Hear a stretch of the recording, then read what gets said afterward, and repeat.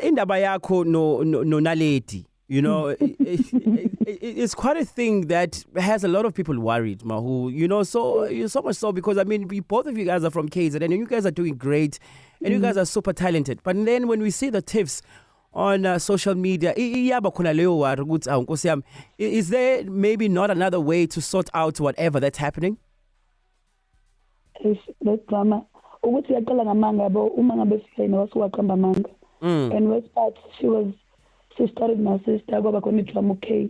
And then a problem eseqala sifake inamba yami yes. Ngingangeni, there was none of my problem. And then edelela, like she was very rude in such a way that I was trying to sort it out. Baba kuningi nje inenhlamba. I was like ngithule because mina if it can check my conversation between me and her, I was so nice in such a way that ngathi mefika like job back. So zama ukusebenza.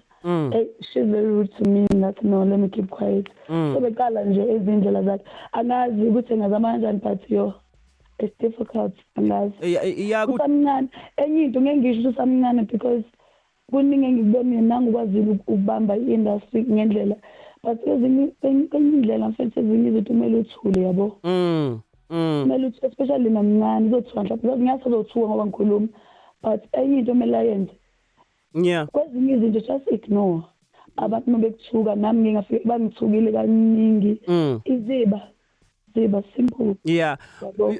Uyazi ukuthi into eqhamuka ekhanda njoba sikhuluma about this entire thing is that obviously nisegoli manje but inkaba yenu ila eKZN and indlela thina esikhuliswe ngayo esazi ngayo in as much as singaba in the same space but umuntu omdala uyohlezi umuntu omdala yes as abantu abancane sizolenza amaphutha and in your case obviously she's younger than you but given a chance if ngathiwa manje uyalibona mhlawumbe iphutha lakhe njengoba uchaza indlela ochaza ngayo usethi ke no athi ngihlale phansi nosisi wami sikhulume lento would you give?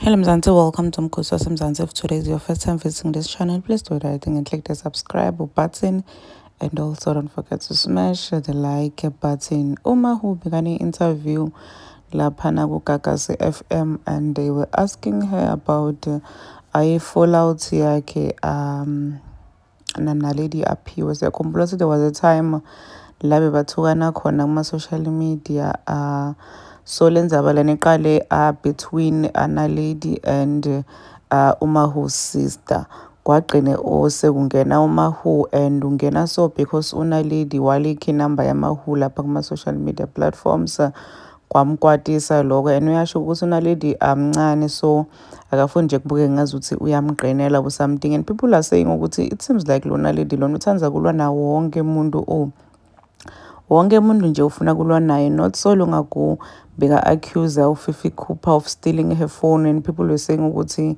nje lento leyikhuluma ka make sense so people are saying ukuthi it seems like lo mntwana lona ifame so yam overwhelm too much uzangathi nokuthi athini endeni so some people are even asking ukuthi kanayo yena manager yena umuntu lomtshela ukuthi into lenje uyayena into lenje phuma kuyo seems like uyatiphilela uyatendela ama decisions akhe uyatendela la kubonako kude umuntu lomtshela uyatifanela nje nasikhothi maphuma bayatendela nje kude umuntu lomtshela ukuthi lokho right lokho wrong. Please do comment what you think below down in the comment section. Don't forget to hit the notification bell so that you can be notified whenever I upload a new video. This is the end of my video. I am signing out. Goodbye.